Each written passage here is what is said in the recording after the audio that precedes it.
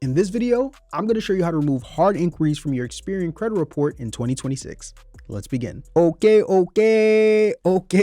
Step number one, ladies and gentlemen, you want to make sure you get your credit report, right? We want to get these hard inquiries off, and we want to make sure we get access to our report to see which inquiries we won't remove and get all the information around the inquiries. Now, you guys know me, my core four when it comes to credit monitoring services. I'm not a proponent of the Experian app. I'm not a proponent of Credit Karma. Those apps are okay, but if you want clear breakdowns of what's really taking place on your report, my core four is MyScoreIQ, Identity IQ, Smart Credit, and MyFreeScore now, right? That's your core four. I think MyScoreIQ is the best because like Identity IQ and MyScoreIQ are pretty much the same thing. Same company actually. But MyScoreIQ just has a better interface and also it gives you your FICO score. So that's great. Now, once you have your report, you want to scroll to the inquiry section. Whatever app you're using, your inquiry section is always going to be at the bottom of your credit report. It would be the second to last section above where the creditor information is. The fact that I know that off the top of my head without having to look at a credit report lets you know I do this credit stuff way too much. That's crazy, but it's a conversation for another time. It'll be the second to last section right above the section that has the creditors that are reporting on your credit report and the contact information that's there. Now, once you get there, you're going to cross-check all the inquiries that you want to have removed.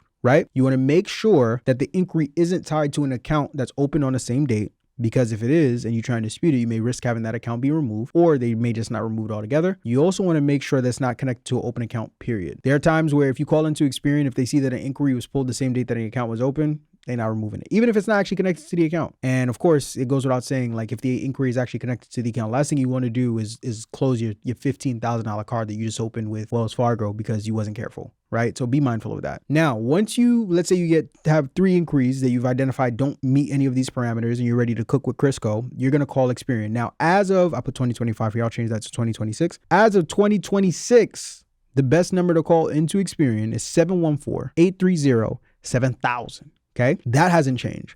What has changed, however, is when you call this number for a very long time, what you would do when you call this number is you call and you would get connected to a computer or the phone system, and they would say press 1 if you want to go the personal route, press 2 if you want to go business. And for a long time, you would click 2 to go business, because if you click 1 to go personal, you would get a bot, right? That is now flipped at the time of the recording of this video. So you now have to press 1 to go the personal route if you want to speak to a real human being. So you press 1 for personal, which is going to route you to a human much faster. And then they're going to ask for you to provide your verification info. So your name, social, your address, etc. And then once you provide that, you're still going to be speaking with a computer. They're going to ask, how they can help you today.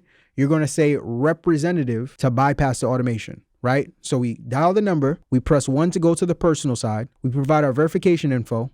The computer's going to ask us, what do we want to do? We're going to say representative. And then as this is a side note, make sure you guys are calling early in the day. If you call anytime after 12 p.m., I forget the time zone, but if you call anytime towards like the afternoon/evening, you're going to be on that wait line for a very long time, boy. Make sure you call early in the day as you possibly can. I'm speaking for personal experience. I'm rubbing my knees. Think about it. Like I recently tested this for myself to see if this method was still working. And they had me on that wait line for about an hour and a half, boy. Ain't no joke, boy.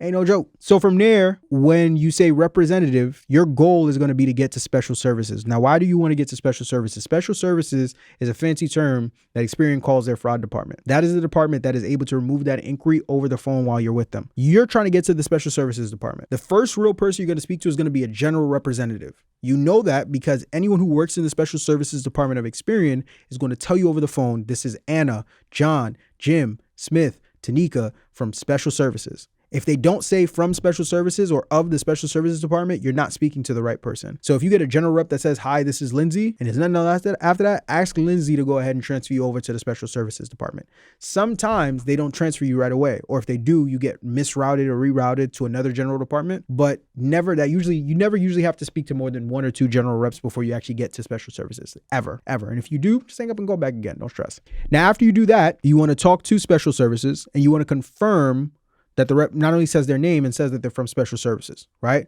If you had $1 for every time I said special services in this video, you probably pay Experian and just go ahead and remove themselves. Conversation for another time. They're going to ask you to provide the same info you provided earlier. So name, address, SSN. And now once you give them that verification info where they can see your consumer file in front of them, now it's time to begin the process of getting that inquiry removed. Now, the first thing that, let's say it's Anna from special services is going to say, she's going to say, what's the reason for your call today? What most people say is, well, Anna, I'm calling because I have several unauthorized inquiries on my personal credit report that I would like to have removed. From that point, you're going to use your own discretion. By law, I can't tell you what to say on a call like this. I can only tell you what I hear most people say. Most people say, I'm calling because I have several unauthorized inquiries on my personal credit report that I would like to have removed, right? Use your own discretion and speak truthfully. Now, typically, what you normally will get after that is Anna will come back and say, is this a matter of identity theft? Do you want a fraud alert placed on your credit report?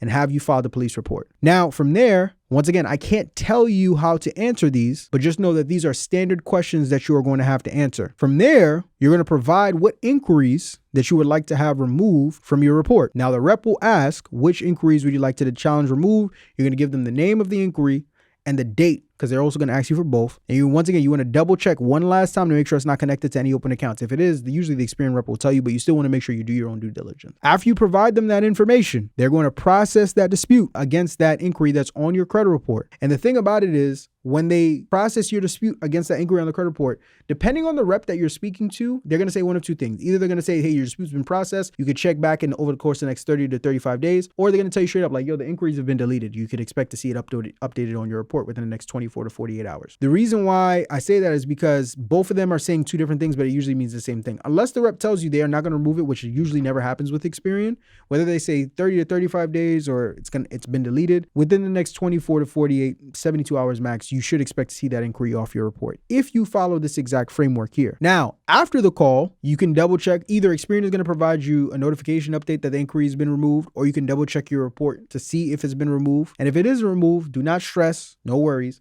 Just call back and speak with another representative to run the same strategy back one more time. And then from there, you should be good to go. The one thing I will say for me personally, I normally say no to the fraud alert, but once again, these are all towards you, right? If you have gone through identity theft as a result of your inquiries, you tell them, yes, I've been a matter of identity theft. If you have actually filed a police report, you tell them, yes, I have filed a police report. Some people say they have filed a police report, even though they haven't. Some people, they say they have. It is a matter of identity theft, even though I haven't. Once again, I cannot tell you what to say. I can only tell you what most people I hear say, and you could use your own discretion to make your own decisions. That is how you remove hard inquiries from your credit report within 24 to 72 hours in 2026.